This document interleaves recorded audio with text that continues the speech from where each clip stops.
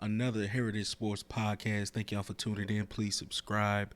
This is going to be a jam-packed episode. We're talking about Shedeur Sanders, Heisman 2023 chances of winning. It's going to be great. We're going to talk about not only his stats, we're going to talk about his biggest rivals, his biggest competition. Also, we're going to go over his weaknesses as far as what's going to prevent him from winning, and then I'll give you my projected winner. We're going to start really soon, but when you go into these colleges and these big places, you got to know they run Heisman campaigns. And again, at the end of this episode, I'm going to tell you the real reason why Deion Sanders went to Jackson State and the real reason why Deion Sanders left Jackson State. And I got a really, really good clip at the end that'll really make it in perspective, put it in perspective for you. But let's start.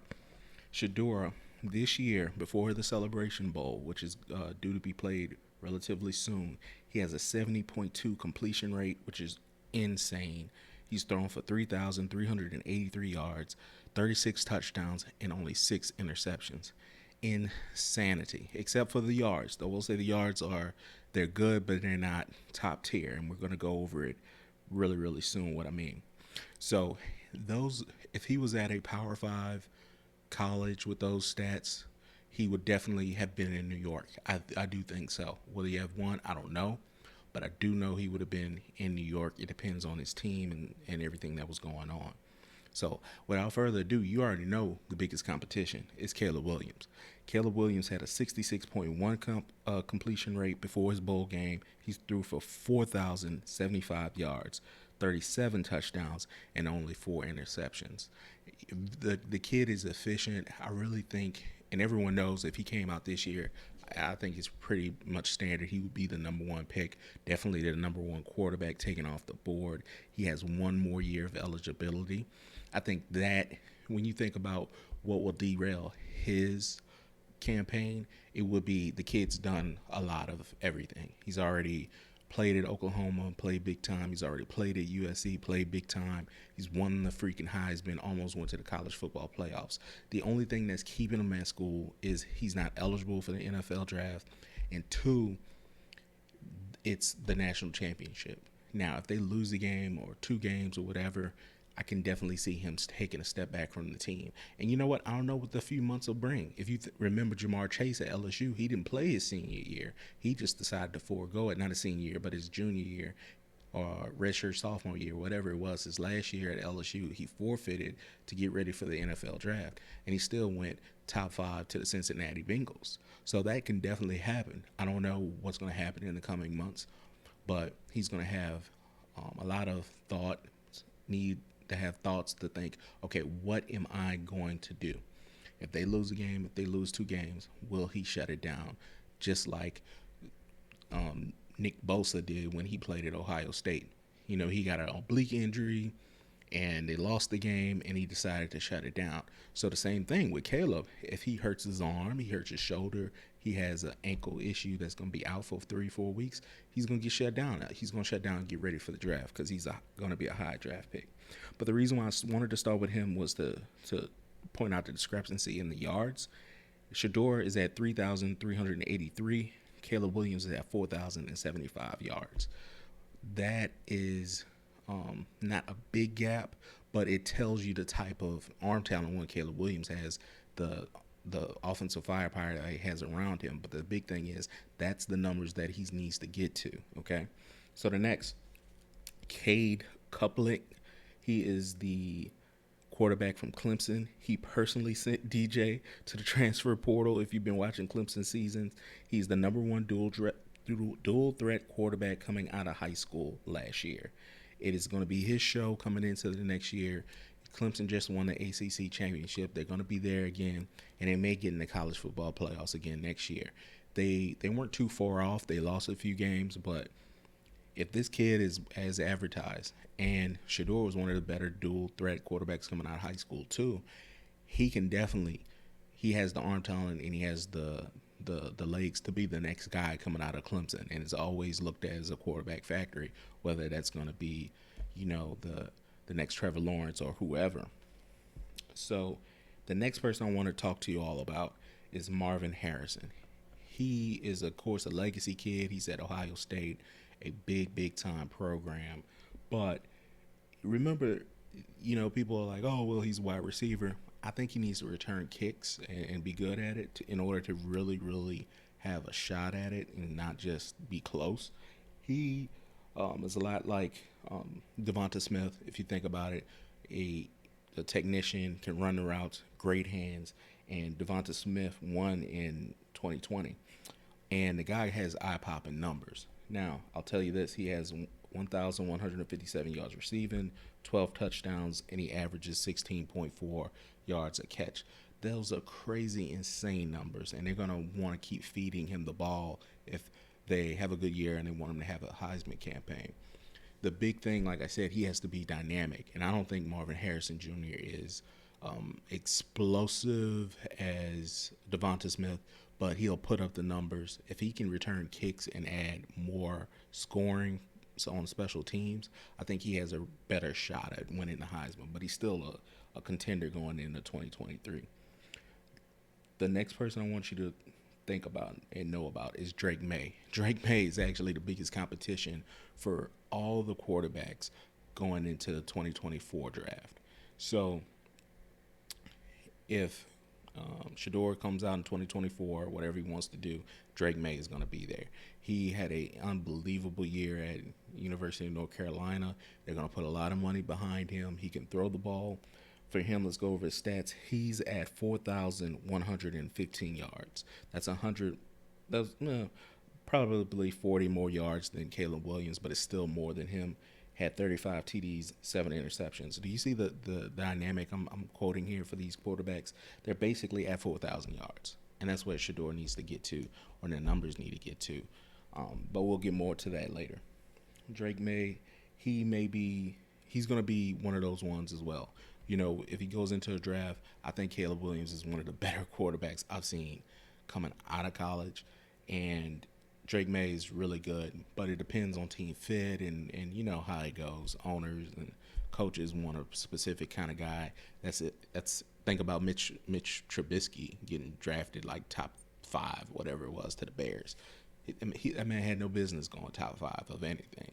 But you get into these rooms, these owners want a specific person, or general manager wants a specific person. That's what can happen. So Drake Maye is going to be, one of those top quarterbacks going in the first round whenever he comes out. And if he has a campaign like this and UNC actually wins, they lost really close games, but if they were undefeated, I could have definitely seen Drake Maye there. One more thing about Caleb Williams before I forget. I think he's in a better position than Mahomes. Like, he has the arm strength and the accuracy, and I think he's more accurate than Mahomes when he came out of Texas Tech. If you remember, Patrick had a tendency to kind of throw high, and he's a deep ball thrower. He didn't have the necessarily, because of the offense, because of the scheme, they always wanted a wide open attack.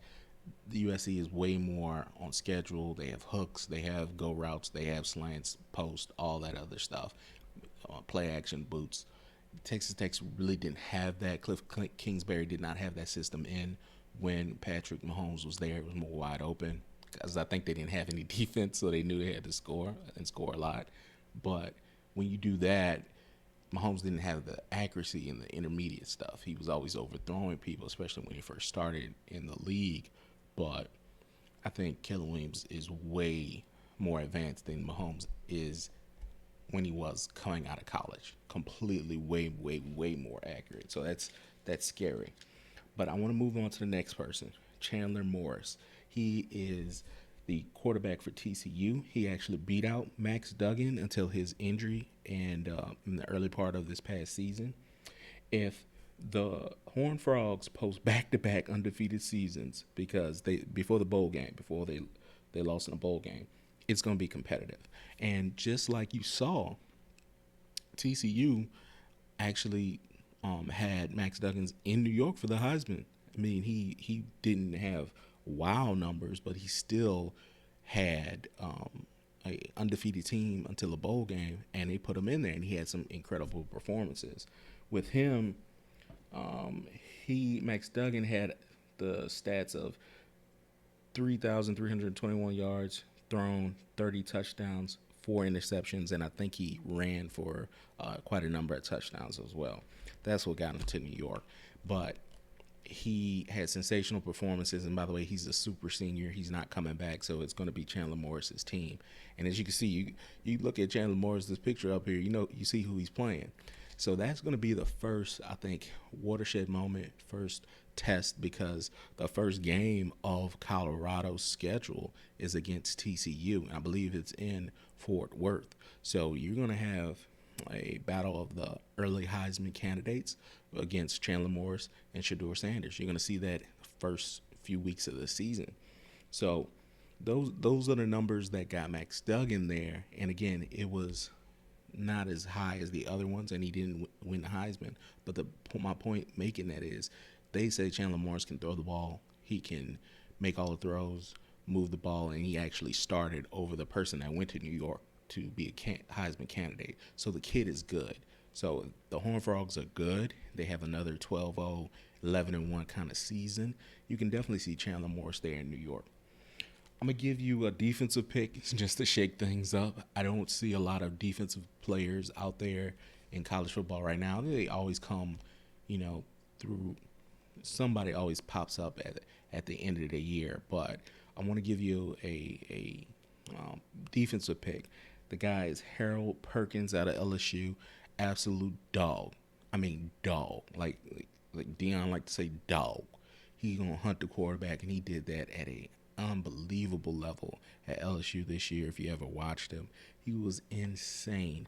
So they're going to be, LSU has all the money in the world, just like these other big programs. And if they can put together a Heisman campaign around him, that'll definitely happen. He put up some incredible stats, and he just took over games, even if he wasn't getting sacks. You go watch the Arkansas game where he had the flu or whatever. He took over the game. It was insane from the defensive end position.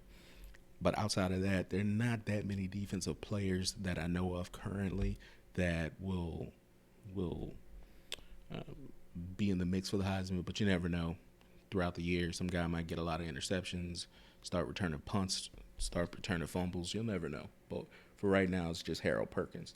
The last person I'm going to leave you with is J.J. McCarthy. He's the quarterback out of Michigan. It was him and McNamara as far as the dual quarterback system until McCarthy beat him out and put McNamara in the transfer portal as well. And the thing about this particular program, it's really good. Michigan has every opportunity to win a national championship, and they may as well actually do it this year. They are perpetual. They're always in it. College football playoffs, and if they're the best team, they're going to look at the best quarterback. And again, they have all the money to run a Heisman campaign. So J.J. McCarthy is a name that people should look out for. If he has any kind of decent stats, I think he'll be in New York. So, and by the way, give him a comp. J.J. McCarthy, if they win again and they have just a great team, he can be in New York just like Stetson Bennett was for Georgia. Just because the quarterback of the best team, voters are going to be looking at that. They're going to be attracted to that. They're going to go out of their way to reward winners from, the elite Power 5. And I mean, when I say elite Power 5, I mean the SEC or the Big Ten. And that's one of the reasons why UCLA and USC are moving to the Big Ten, so they can get into the elite and really, really move up, or, not move up, but play more competition and do better for the university and sell out and get more games, sell out the stadiums and get more games. Now, to me, the odds are not out yet, but if I had to just guess, I would think the top two are Caleb Williams and Drake Maye. But that doesn't mean that Shedeur can't. If he's on a Power 5 team and he plays very, very well, that doesn't mean he can't be in the mix and or win it. But let me talk to you about the weaknesses, okay? The weaknesses in this Heisman campaign. Again, I kind of talked to you about the yards. That's fixable. He can get more yards, but it's going to be the team wins. I don't care if he's sensational. if the team is 6-5 or whatever their how many games they have to play, 7-5, whatever, they're not going to reward you with a trip to New York. It's just not going to happen. Or if you do, it's just going to be completely just a free trip to go and enjoy yourself. Every player in this past year, every player invited to New York, this ceremony, their team was either in the college football playoffs or barely missed the college football playoffs. Caleb Williams barely missed the college football playoffs, and that's because of a team named Utah. That is the only reason why he was not in the college football playoffs. So every quarterback that was there was in the CFP, but he ended up winning because he had a sensational year. So if you're unranked or middle of the pack ranking, it will not support a Heisman candidate win. All right, he's in a conference. It's a great conference. It's the Pac-12. You got to remember USC and UCLA do not leave until 2024, and they're not slouches. Lincoln Riley is legit, and Chip Kelly's been doing this a long time, and he's legit. They have great teams. Colorado also plays, like I said, TCU the first game of the season. It's going to be the first test. So they play, then they play Oregon and Utah in their schedule, in addition to everybody else. So it's going to be a super tough schedule to mitigate. You cannot lose, 4 out of those 5 games or 3 out of those 5 games. He has to will the team to victory. The team has got to win. That is his biggest weakness. He can be all world, but if the Colorado Buffaloes suck, they were 1-11 last year. If they're 3 and whatever, forget about it. So those are the biggest weaknesses, and that's going to be something he's going to have to will his team to victory. I'm hoping that can happen, but that's the path forward to him having a win. Now, I'm going to give you a projected winner, by the way. I'm not going to go too far into it. But I think, like I kind of told you, Caleb Williams is, to me, the only reason why he's not in the NFL or going to be in the NFL draft is because of eligibility. The only person to repeat is Archie Griffin, and he has all the ability to do that. He goes into New York next year with those stats. He can easily win. He's only coming back for a national championship. So, again, if an injury happens or they lose a few games, he will, get ready for the NFL draft and make room for the rest of the candidates. But if he's in the national championship contention, which he was like this past year, they find a way to beat these teams and get in the college football playoffs, and he has those same kind of stats. I think he's going to be the first back-to-back winner since Archie Griffin, and it's going to be that's his biggest competition to me, and I think that's the projected winner. But we'll see. We'll see what happens. Now, I want you all to understand that when Coach Prime took this job, it wasn't just for him. You could go back and look at the videos. I've been talking about the real reason why he left JSU. It's because of Shedeur. And if you think a conversation was not had with, Colorado and their boosters that they can run an absolute Heisman campaign surrounding his son, you're crazy.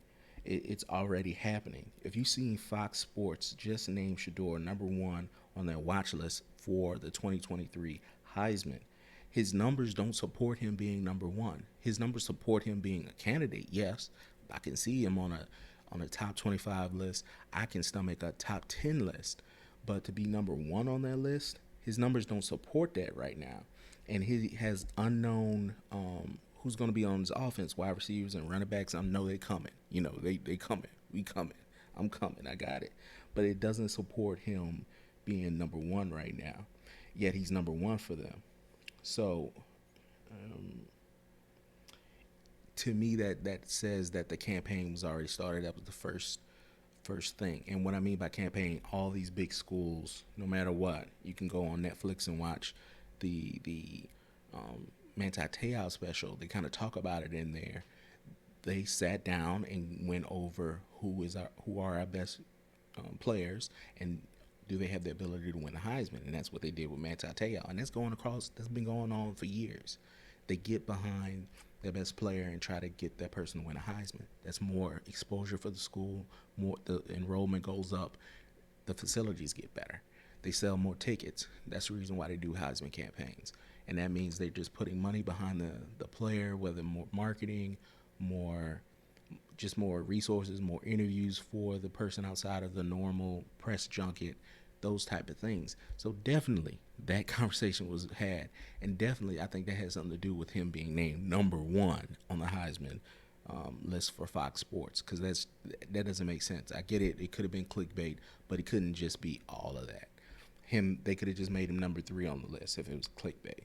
But I think it has something to do with the campaign starting very, very early, and that was a part of the deal.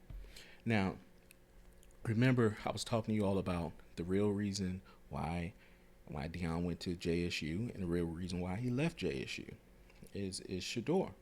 So I'm really going to be interested to see what Prime really wants to do if Shedeur has a great year, which he can have, and goes to the league, or whenever he goes to the league. Say if he goes to the NFL in 2024, what is he really going to do? That's an interesting question. And if you don't believe me, I'll make sure to put this clip at the end. Watch this clip and see exactly what I'm talking about, because he lays out every single game he's been at and where he likes to coach and who he likes to coach. Until next time. Clips was shown all over the country when Shedeur brought us back against Southern, still the touchdown. He embraced me. Shallow got the game-winning interception, clinching interception. But that embrace was about Daddy hadn't been there. Yeah. That was the first time in my life that I missed a game of his. I've coached him his whole life. Yeah. You've never not been there. Never not been there for him. You won't be having that next year. The boys better get right.